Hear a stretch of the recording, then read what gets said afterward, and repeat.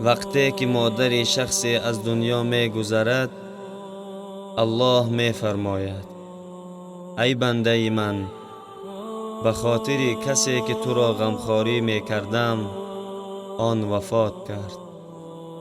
اکنون تو کارهای نیک کن و عملهایت را خوب کن، تا اینکه از این پس به خاطر عملهای نیکت تو را غمخواری کنم، تو را اکرام کنم.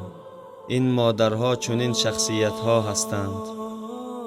پدر و مادر چنین شخصیت های با برکت و نعمت های نایاب هستند در زندگی.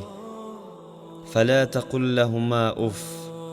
الله جل جلاله در قرآن می فرماید در مقابل پدر و مادر اف نگو. علماها در تفسیر این آیت می نویسند اف به زبان ما امروز می شود.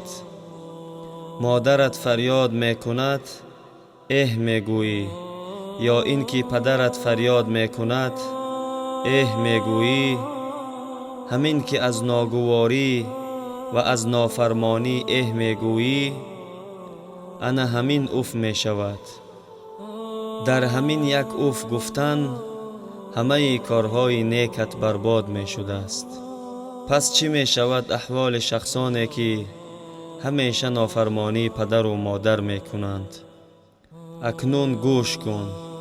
شخصی که پدر و مادر را نافرمانی می کند، لعنتی الله بر وی، لعنتی فرشته ها بر وی، لعنتی زمین و آسمان بر وی. نماز وی قبول نیست، روزه وی قبول نیست، صدقه او قبول نیست. الله مهربان برای ما و شما توفیق دهد که به این گفته ها و شنیده ها عمل کنیم. این نوار را نشر کنید، شاید که به سبب نشر شما در دل کسی تأثیر کند و در ثواب شریک شوید. والسلام علیکم و رحمت الله و برکاته.